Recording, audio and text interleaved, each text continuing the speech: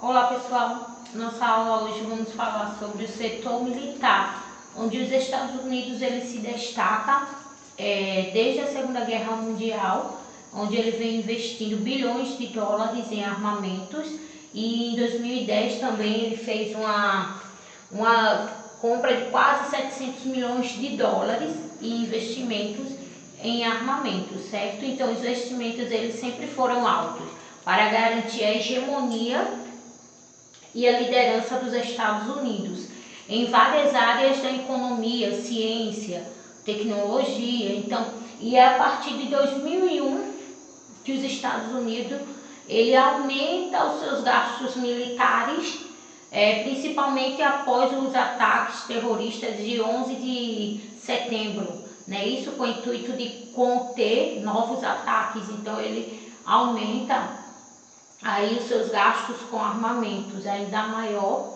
se tornando aí o primeiro em todo o mundo, sendo em primeiro lugar o país que investe mais em armamentos é os Estados Unidos. Então, aqui o poderio militar dos Estados Unidos consolida-se em poder político.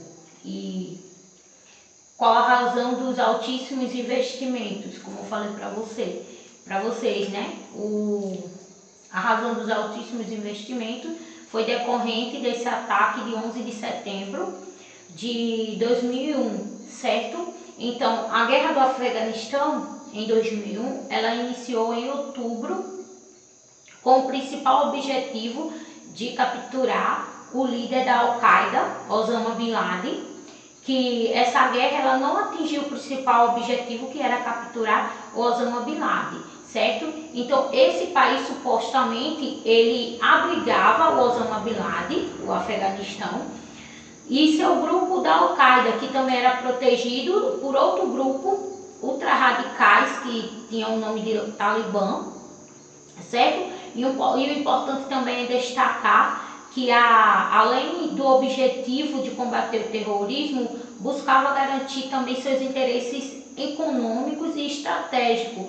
Isso possibilitou também o aumento da presença de suas forças militares no mundo, os Estados Unidos, certo? Então, menos de 2 anos após a investida militar no Afeganistão, os Estados Unidos eles iniciou, com apoio do Reino Unido, a Espanha, a Austrália e a Polônia, a invasão e a ocupação militar no Iraque, que foi em 2003, em 20 de março de 2003, onde a ação também contou como ela ocorreu. Ela ocorreu sem consulta, sem negociação, ou seja, o respeito e a opinião também aí, e as decisões de outros governos. Eles decidiram por si só que iriam entrar no Iraque, né, isso, e invadir lá o lugar de ocupação, né, isso.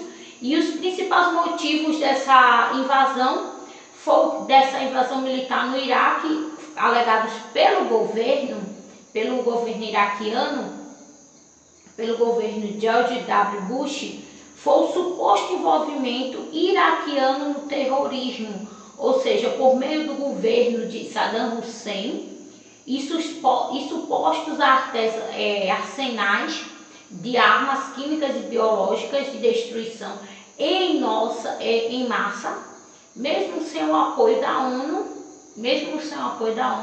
a ocupação resultou também na deposição de Saddam Hussein, que mais tarde ele seria julgado por crimes de guerra contra a humanidade. Também ele seria condenado à morte, que foi em 2006 que ele foi julgado e ele veio a óbito, né, isso?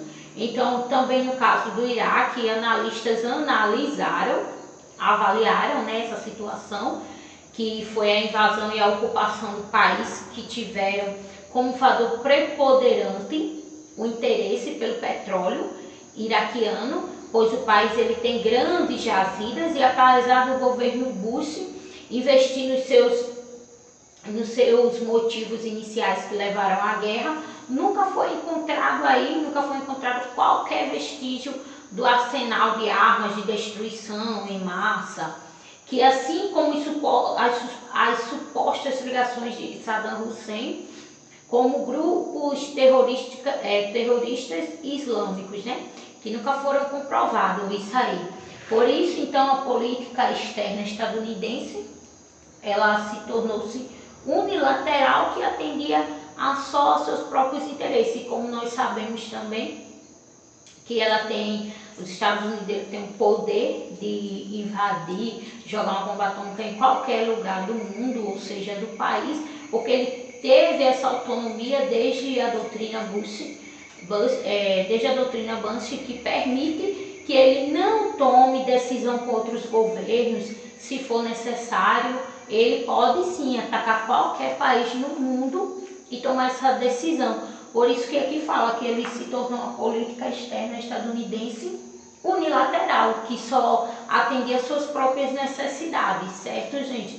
Então, eu também vou deixar aqui abaixo da nossa aula um link, caso vocês queiram ou teriam interesse em assistir o documentário. É um pouco extenso, mas vale muito a pena assistir ele completo. Assim, durabilidade dele é 1 hora e 10 minutos. Caso vocês tenham interesse em